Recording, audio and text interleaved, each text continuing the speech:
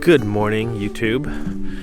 We had a pretty good night's sleep last night. We were really tired.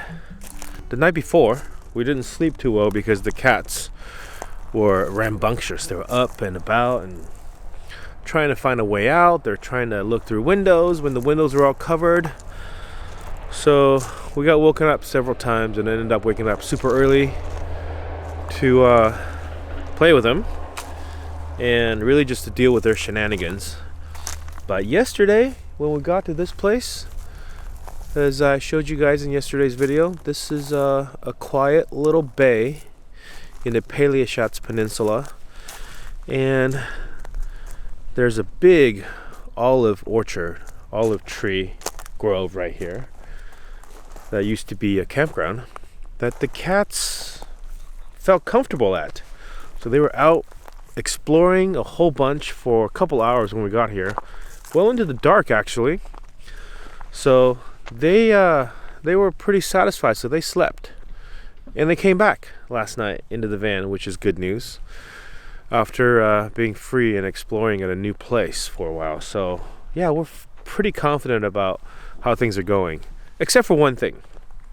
There is one thing that is a little concerning, which is here in central Paleoshats Peninsula, they are known for these wild jackals. That's right, they have jackals here. They're more like wolves than, well, they behave kind of like wolves, but they're like dog-sized. They are obviously a threat to cats, especially domesticated cats that can't really fend for themselves. And we forgot about that. We actually knew that these jackals were here because a couple years ago, when our friends came through here, and they had wild camp somewhere just a little bit west of here, and they had a tent, and one of them were sleeping in a tent, and they heard jackals at night. They didn't know what they were, and they heard them at night. And we're like, oh wow, let's look into that a little bit. So we did some research and we found out what they were. And then 6 months ago when we were here, we heard them at night too. And then last night, we heard them again. At first, we're like, what is that sound? And then we realized, oh my gosh, they're jackals. They're jackals on this peninsula. Wild jackals. So that was when we decided to bring the cats in. We opened the door, they hopped right in. I think they heard them too, and they were probably a little bit scared. So now we got to worry about that. The nice thing is, these jackals are mostly nocturnal, and they come out at night, in the dawn and at dusk. So I think they can safely hang out like Twin is right now during the day, meander around a little bit without having too many troubles. If we're out, then we can keep an eye on them, and they're not going too far from the van now. They I think they have kind of found their groove. Where is she? Oh, she's right there. I think they kind of found their groove. They're just catching bugs, sniffing, scratching, and then Toby's under the van right now. So there he is right there. Day 2 of staying at this abandoned campground by the olive grove. Van cat training. Today, a little later today, I'm gonna walk around this abandoned campground and show you guys a little bit what this place is about. What kind of stuff is still left here that you can see what the operational campground would have looked like back then. I'll show you some sites. I'll show you some buildings that used to be the reception and the bathrooms and showers and stuff like that. And these would have been like the prized waterfront sites. You know, this campground maybe would have charged a premium for back then. But now, you know, there's a lot of trash, and there's a good amount of trash on the shore too. It's not necessarily the locals throwing this trash out, it's the Adriatic Sea. It gets pretty windy around here. We have the northern winds called the Bura, and we have the southern winds called the Yugo, and then all the various winds in between. And all this plastic trash, they blow from all over, and they end up on shores along all the shorelines. And what happens is, the locals will pick it up, and especially when the tourist season comes, they'll clean this beach up, make it really nice for tourists to come. But this is trash that comes from everywhere. So, sure, the locals are a little bit to blame, probably, because there's a trash bins right there, and it's open. So if it's full, like it is next to our village in Hua Island, people just put bags of trash next to the trash bin, and if it's left there long enough, animals dig through it and opens it up, and wind comes, blows it around, and then you end up with trash on the ground like this. So we're gonna get the kids to help a little bit pick up some of this trash, and like I said, the locals will pick it up too at some point in the season. Right now it's still super early, it's not even April yet. So yeah, we'll do a little bit of beach cleanup while we're here.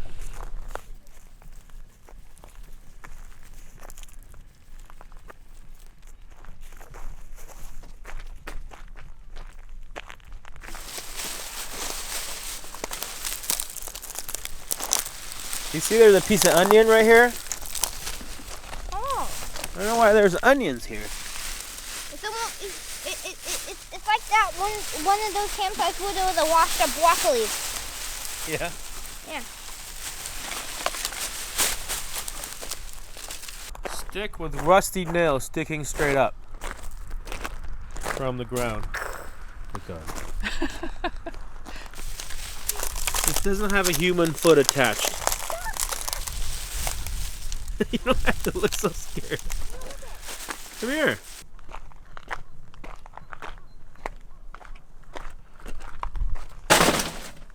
Oh, the fishing line, the rope things are the worst. Yeah, make sure I get that.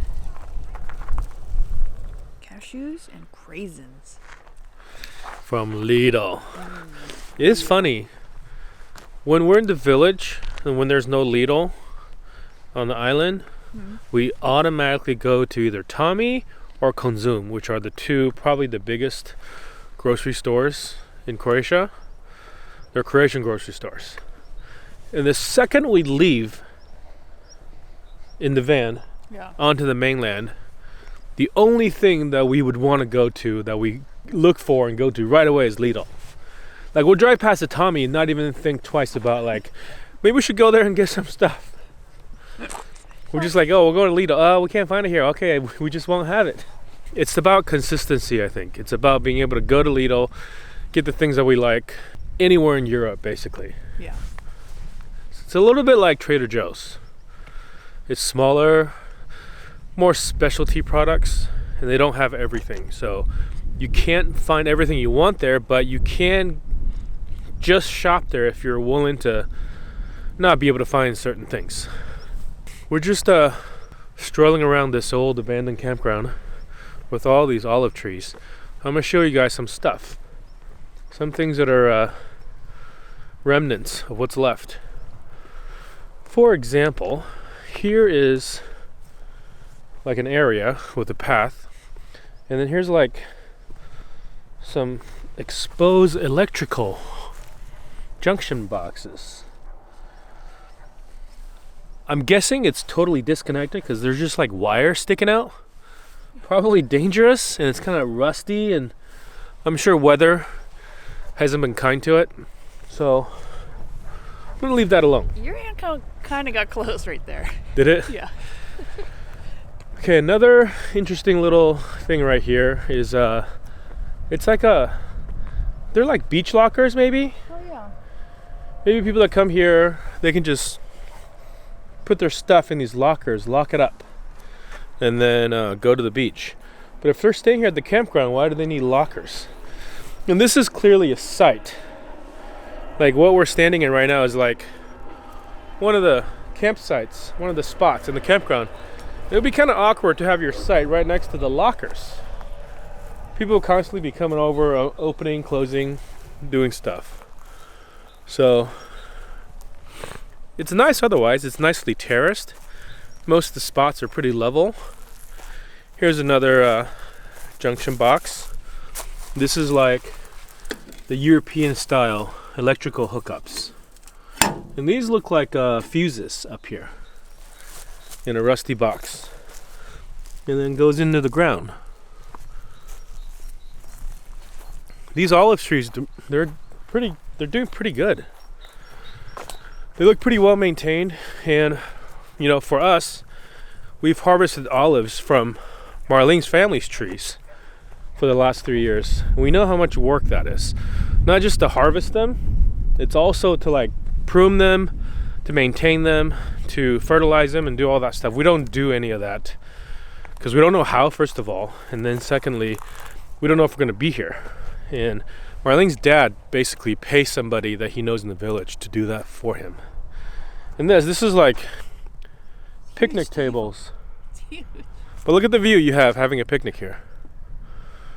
One of the bigger buildings at this abandoned place is this thing, which I think is a bathhouse, is a public restroom, washroom, WC, toilet room, pretty much in disrepair.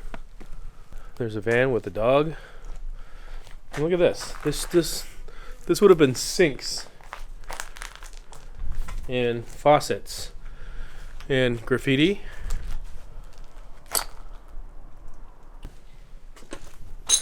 Oh, broken glass.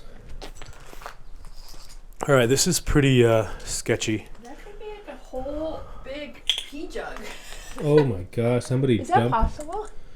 It looks very yellow. Somebody might have been peeing in there. There's no jackals in here.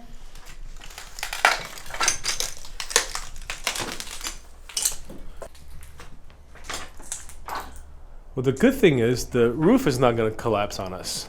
Those look like pretty new timbers. This isn't that old. No. It's just kind of sad that it's abandoned and completely left to rot.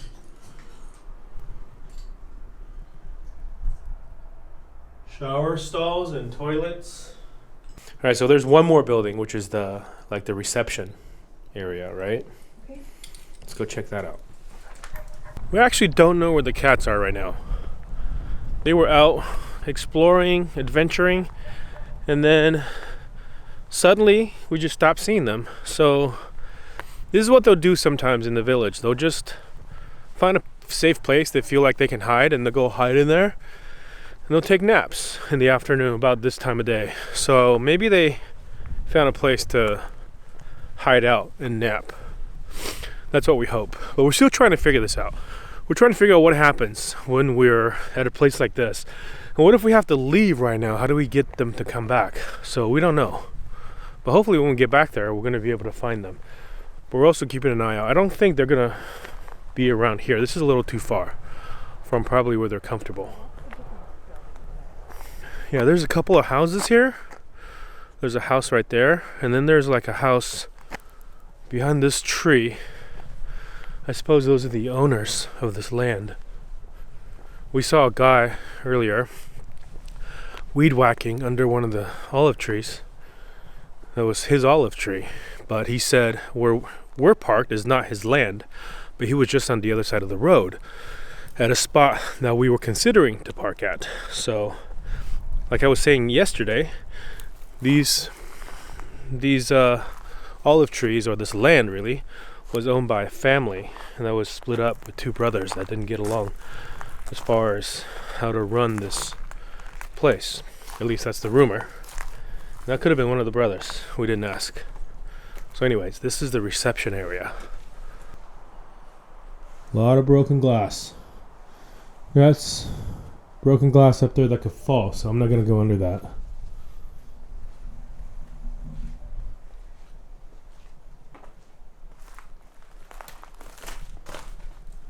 Oh, that's like a espresso machine. Oh yeah. Espresso vending machine. So maybe they would have had like their desk back there. There's a bathroom, the water heater. Unless this is like a lobby area with couches and stuff to hang out at. It's like somebody purposely destroyed it. It wouldn't just like fall apart like this, you know? No, I mean, you know how it is. When some place gets abandoned, it gets kind of squatted. Yeah. And like the kids come and, vandalize. Yeah. I don't think it's like they destroyed it themselves. Maybe this was like a pre-war place. I don't know. Yeah, I don't know. Seems newer than that though. It does.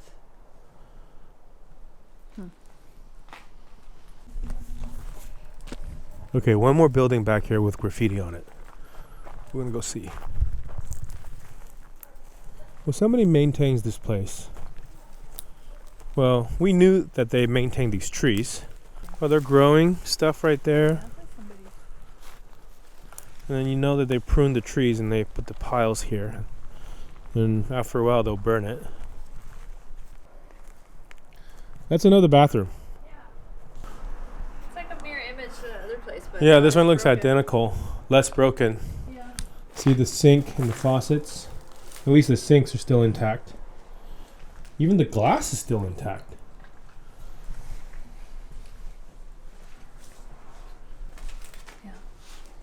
It's just gross toilet.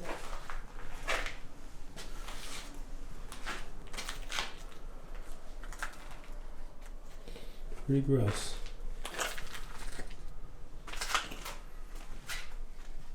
Look at this. That's a super old tree. And a lot of this, you see this happening with the original stump completely cut off and just letting these like parasitic branches produce. Kind of like a volcanic island. How the original island sinks to the ground and then you just have like a ring. Yeah, usually if those show up on like your main trunk, you cut it off. Yeah. But after a while, when your tree dies, you let them go. Yeah, I wonder if these are even like the original tree or if they're offsprings, from the fallen olives. Any olive experts out there? I would say it's part of it. Yeah. That is my Very unprofessional. unprofessional, but it could be like my ancestors talking through my voice. Oh, yeah, Maybe right. It's like, let me share this with you too. Right, it's in your blood. Olive growing. Actually, that super old 2,000-year-old tree is kind of like that in some ways. Yeah. So part of you wants it to be the same tree because otherwise it could be proven that the old tree is not that old. And we don't want that. We want the old tree to remain old. So this is a parking lot, I guess.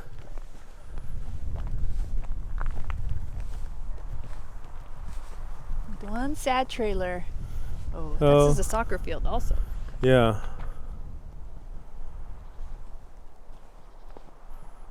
Some kind of activity area. Maybe that concrete asphalt field is where people park. And then they just walk down here to go to the beach. We've only been here in October and now, end of March, beginning of April, which is off season. Not even necessarily the shoulder season. Like October could be a little bit shoulder, I guess. But April is, March definitely is before tourists start showing up. And both of these times that we've been here have been during the pandemic. So we don't know what this place is actually like when it's peak season in a normal year. So this could be a really popular, busy beach for all we know. We've just been able to have this place to ourselves both of these times, which is pretty nice. No sight of the cats. I think it's going to be soon time to look for them. Make sure they're okay. There's Toby.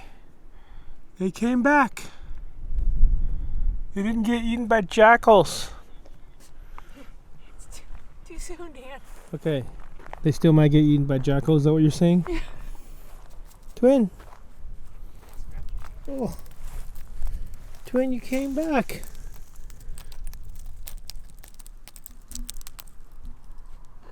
Look out for jackals, okay? Trippy?